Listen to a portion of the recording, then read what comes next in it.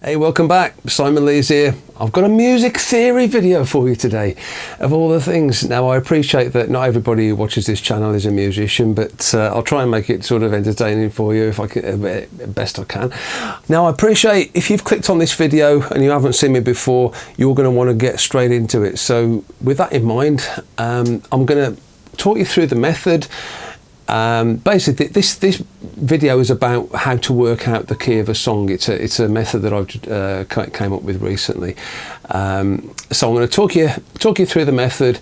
Then I'll show you an example. Then I'll explain why it works. So, first thing to do, if you actually want to learn this method, pause the video now, go and grab a pen and paper and get ready to make some notes, because this is going to be, I'm going to run through this quickly so that you're not, I'm not holding up your day. Okay, step one, use your listening skills to identify a semitone or a half step in the music. So the idea is you're trying to work out what key a piece of music is in. So that's the first thing. Use your listening skills to identify where you can hear a semitone or a half step within the piece of music. This is the biggest thing you've got to do. This is the most demanding thing that you've got to do, and it does rely on your musical ear. You know, the semitone or half step that you identify must not include passing notes or accidental notes, or notes from a more complex sounding scale, such as the blues scale or the harmonic minor scale. I'll talk about those later. Okay, step two. The half step is made up of two notes. The higher one of the two notes could be the key. To see if it is, you need to carry out a quick check just to make sure. Play the fourth note of the major scale, which starts on the higher one of the two notes. Then play this new note along with the music that you're trying to identify the key of. If it doesn't clash with the music, then you have successfully found the key. Well done. You don't need to go to step three. Brilliant. We can go home. However, if it does go wrong, there's one more thing that you've got to do. Step three, create a power chord using the upper note of the half step that you've just identified as the root note of the chord. So play this chord with your index finger and do it on the low E string. Complete the power chord by playing a note 2 frets away using your third finger or your pinky finger. Either one is fine. The final step, step 4, the note that you've got on the A string is the key. That's it.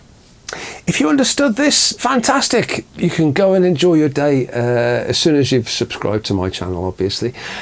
If you didn't understand that, I'm going to talk you through each step. So, to avoid wasting anybody's time, I'm going to try and clarify possible semitone or half step. It's the same thing, it's just different language. I'm going to try and clarify possible half step cases you need to avoid if you're going to use this method. So, one of them is when you've got the extra note added to the pentatonic scale, which creates the blues scale. So, so the pentatonic scale.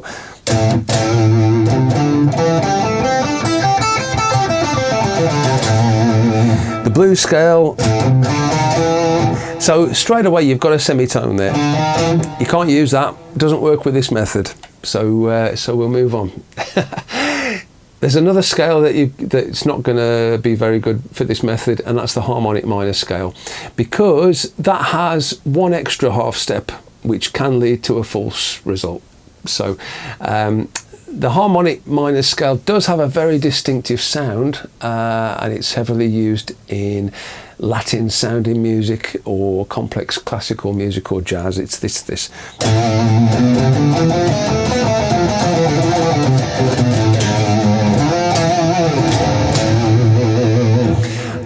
That's the sound of the harmonic minor scale. The other type of scale to avoid is the melodic minor scale. This has quite a strange step pattern, and again, my method won't work if the music is incorporating this scale. You might recognise the sound of the scale. I mean, and this is the thing, if you're trying to work out a piece of music where the melodic minor scale is used, you're going to have to use a different method to identify the key. But this is what it sounds like.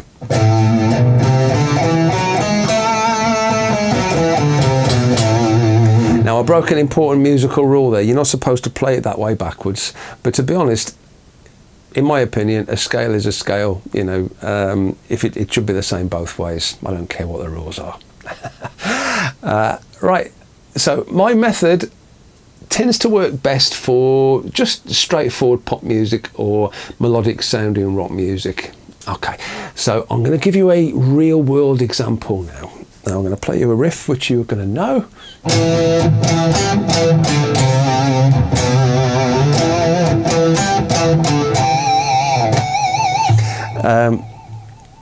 Yeah, I just stylized it a little bit to try and avoid copyright issues. The last two notes in the riff is where the half step is. This is what we're looking for. This is what we're trying to identify. And you can see from how I'm playing it, the two notes are literally on the same string next to each other. They are adjacent in terms of the scale. And there's no gap, you know, it's like they are right next to each other. And that is called a semitone or a half step. This is what we're trying to identify. So this is in step one. This is the biggest thing that you've got to do. So in this riff, if you know the riff, you know, it's like those notes, the Three Blind Mice section is, they're further apart. You know, you've got a gap in between. But then, I say, when you get to the end of the riff, the notes are right next to each other, and so that is what the semitone is. So, as I mentioned, it's the higher one of those two notes which could be the key. So out of those two notes, we've got B and C. C is the higher one. So this riff could be in the key of C major. Awesome. So if we're right, then we haven't got to do anything else, but we need to check, and that's where step two comes in. If I play the fourth note of the C major scale against the track, we'll see if that fits. Now you notice my guitar sound isn't quite as lush as usual, because you're getting the sound directly from my my monitor speakers, so it's only what this microphone is picking up. Okay, so I'm just going to record that riff.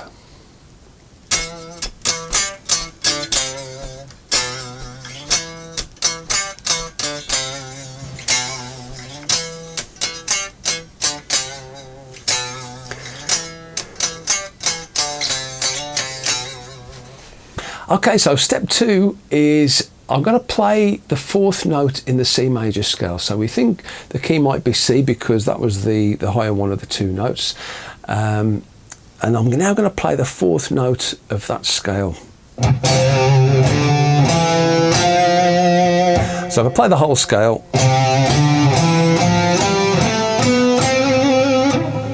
so I'm going to stop when I get to the fourth note. Now that note is F, so I'm going to play the riff and then play the F note against the riff and see what it sounds like. Let's see if it clashes or not.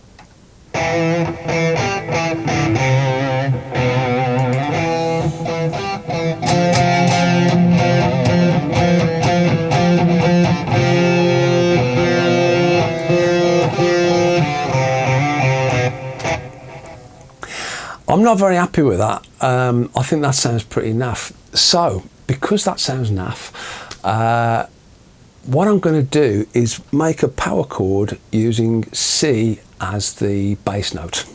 So, as I said in the initial instructions, I'm going to find C on the lower E string, and then using my third finger or my pinky finger, I'm going to use my pinky finger because it's just easier. I'm going to play the rest of the power chord, and that note is called the fifth. And that note is G. Now, so the reason I say play the first note, play the root note on the low E string, is because most guitarists or bass players tend to be most familiar with notes on the low E or the A string. The other string's a bit of a mystery, you know, nobody really knows what the notes are on those strings, but most guitarists are kind of familiar with the first two. So based on my findings, and I say the fact that F note sounded pretty bad, I'm going to say the key is G major. So there you go. Right, now one example is never enough on these things, but I mean, before I go on to another one, what I find interesting in this is that there's literally only one note that separates the two scales. G major, which is what we've kind of decided that Seven Nation Army is in, has an F sharp, whereas C, which was what we thought the key might have been, doesn't have F sharp, it has F instead. But that's the only difference between the two keys. If you don't carry out step 3, if you just sort of work out what the semitone is and look at whatever the higher note of that semitone is and take that as being the key, chances are you might get away with it. You know, there's a 50% chance you'll probably be right. And even if you're not right, I mean, that note that sounded bad, if you don't linger on it, you know, you might find it's all right. So yeah, so I say what I found when I played F against that riff, it sounded a bit kind of unmusical. It sounded a bit hard. I'm going to try F sharp just to kind of see what that sounds like. But I have a feeling I know what it's going to sound like roughly.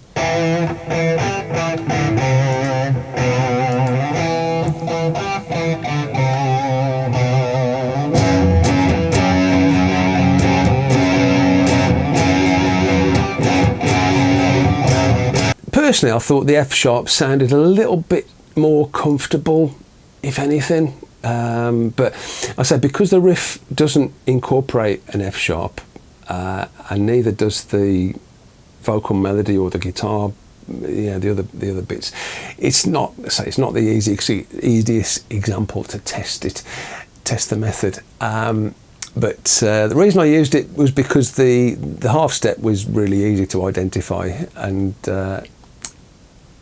that was it. I do need to mention, just to satisfy the music experts that I do know what I'm talking about, there is an A major chord, or at least an implied A major chord, at the end of each chorus in Seven Nation Army, and there is no A major chord in the key of G major.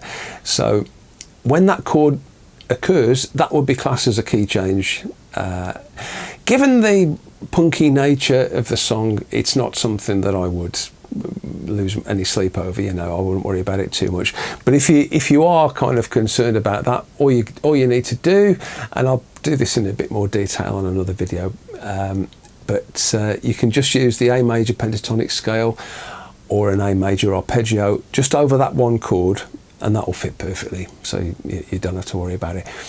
Now, songs that have got more going on, say more instruments, you know, playing more complex parts, tend to be a little bit easier to use this method on. So what I'm going to do next is we'll look at the song "Living on a Prayer" by Bon Jovi, and the chorus goes like this. So I'm going to use the chorus tune.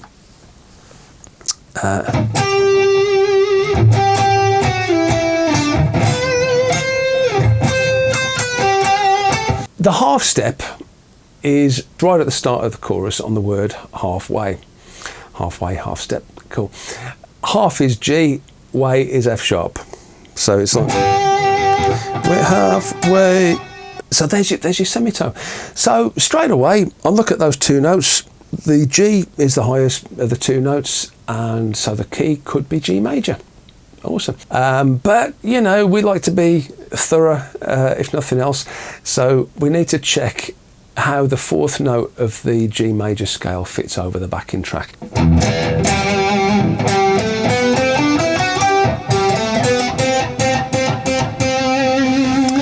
Okay, so that note is C. So we've got C again. We had C in the last track, if you remember.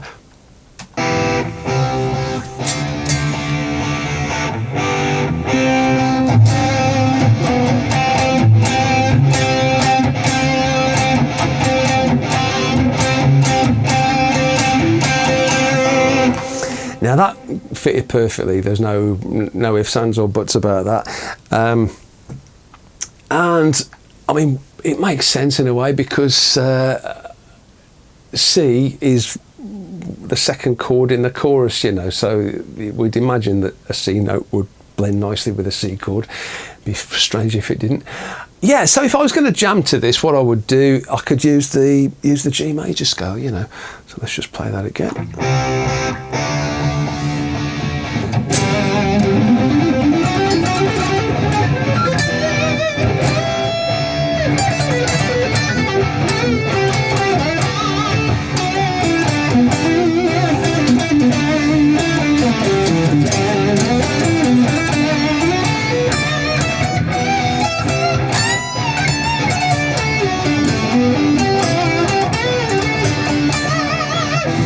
So yeah, so there's no clashes there at all, you know. So everything fits really nicely. The final chorus of "Living on a Prayer," as anybody who's tried to sing it will know, is in a different key. It's in a higher key, you know. So you have to strain yourself. But the melody and the chords of the final chorus, they stay in the same relative to each other, you know. So on that last section, the word halfway is split between a semitone, which is B flat and A. And so because B flat is the higher one of the two notes, the key is B flat. Because we've already tested the fourth note and it worked. And I say nothing else has changed. You know, the harmony is still the same. So awesome. So I say just to sort of recap what's happening. You're looking for a semitone within the music. That's all it is. And you're trying to identify what is the upper one of those two notes within the half step. Sorry, I keep semitone. Now, as I said before, this song has keyboards, guitars, bass, vocal harmonies. You know, there's lots and lots of stuff going on, which makes it much more musically dense compared to Seven Nation Army, which, because there's more going on, the notes any notes which shouldn't be there are going to be more obvious. They're going to stand out like a sore thumb. So these are the easiest songs to use this working out a key method in. As an extra level of detail, both songs I've talked about have riffs that sound more minor than major. I mean, okay, Living on a Prayer is a nice bouncy song, but really, the first chord of the chorus is an E minor chord, you know, so technically that is a sad sounding chord. And Seven Nation Army is definitely like not a happy sound. It might make you feel happy, but in terms of musical emotional attachment, it's not. You know, it's a minor sounding song. So I've said both songs were in the key of G major, but they both seem to centre around an E chord or an E minor chord. As it happens, E is the relative minor to G major. What that means is E minor shares all the same notes, you know, so E minor and G major are basically the same scale, but just starting on a different place. So it doesn't really matter if you think of G major or the E natural minor scale. If you want to jam to them, both will fit perfectly because they're basically the same. It probably makes a bit more sense to think in terms of E minor, so you know, sort of emphasise the E's more than the G's, I suppose. And it's like in the guitar solo on "Living on a Prayer," you know, it actually starts on an E, so that's.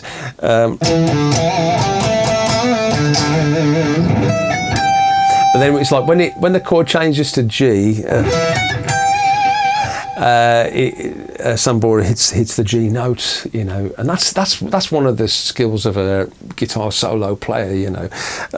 It's just being able to kind of target certain notes within whatever key the song's in, which match up with chords that are being played at the time. That's where the skill is, I suppose. Guitar players who are less experienced, I suppose. So I'm going off script now, so I'm having to think. If you know what the key is, and it's important to, that's what I thought this video might be helpful. But say if you find something's in the key of G major and you just play the G major scale up and down, it's not really going to sound like the best solo that you've ever heard. You know, everything will fit, which is great. I mean, that's half the battle, but the other half is trying to make some sort of connection between what you're playing and what's going on in the background, like a more solid connection, you know, so not just the notes in the key, but picking out the notes from the chord which is being played at the time.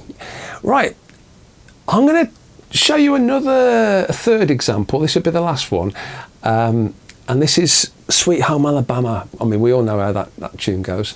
Now, if I wanted to work out what key Sweet Home Alabama is in, I would probably use a different method to this. I probably wouldn't use this semitone thing, but it will work. The semitones or the half steps are more difficult to find in this song. The vocal line sort of suggests a half step. Big wheel, like that. But it's a little bit wishy-washy. When you're looking for a half step, you want something that's concrete. You know, it should sound positive and sort of definite, you know, and deliberate, not like just a passing note, or, you know. There is one example that I can think of straight away within Sweet Home Alabama where there is a semitone and it's crystal clear and it's melodic sounding, and it's right at the start of the solo that comes after the first chorus. So that tune has got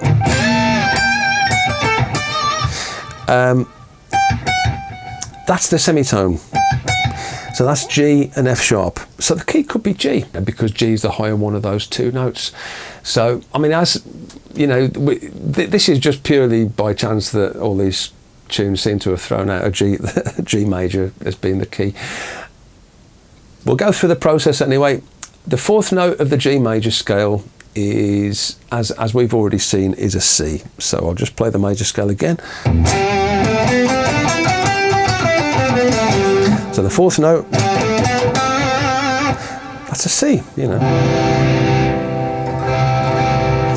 Now, I'm not going to bother with doing a backing track at this point, because I can say for definite that C is going to fit this song, because if you know the riff, the second chord is a C, you know, so we know that C is going to work. No need to go to step 3, no need to check check any other stuff, no need to play the power chord. We can go for an early shower. Now, a lot of people are surprised that Sweet Home Alabama is in the key of G. Most people, including myself years ago, thought it was in the key of D major, because that's the first chord of the song, you know, and that's the chord that you'd expect the song to finish on. It sounds like the home chord, you know, it's the one that it seems to sort of settle around. Now, a quick check shows that D major, the notes in the D major scale, is virtually identical to the G major scale. There's only one note difference. And D, if I play D, so I've got D, E, F sharp, G, A, B, C sharp, D. So D major has got a C sharp instead of, so we found that C fits. C sharp ain't going to fit, and I'll show you why. If you play C sharp over a C chord, you end up with this. Ain't nobody got time for that. So that's the reason that Sweet Home Alabama isn't in the key of D major, because D major has C sharp and the chords in Sweet Home Alabama have got a C. There is a much quicker way of working out the key of Sweet Home Alabama, but I just wanted to show that this method would work as well. I'll do the other method in another video, but it's good to have multiple tools in your toolbox, you know, your musical toolbox. And I'm really pleased that I stumbled across this semitone method, or the half step method, you know, because for general melodic pop music or rock music, it's quite a quick way to work out the key, or if not the key, at least get in the ballpark, you know. So you're going to be, you've got 6 chances out of 7 of hitting the right note. Cool. So yeah, okay, something a little bit different for this video. If you've got any questions, criticisms, or you just want to say hi, you know, please leave me a comment under this video, you know. If you'd like me to go a bit more in depth, you know, say I've mentioned about other methods of working out keys, or if there's you know, anything else I've talked about today, or if it's, you know, raised any other questions that you want answering, let me know. You know, it gives me fuel for doing new videos, and at least it gives me an idea of what sort of stuff that you actually want to see, you know. So I have got a list of things that I'm kind of working through, but that list will run out unless I keep adding to it, you know. So yeah, any suggestions, please keep them coming, you know. That's it for now. I'm going to leave it there. Enjoy the rest of your day, and I'll see you on the next one. Cheers.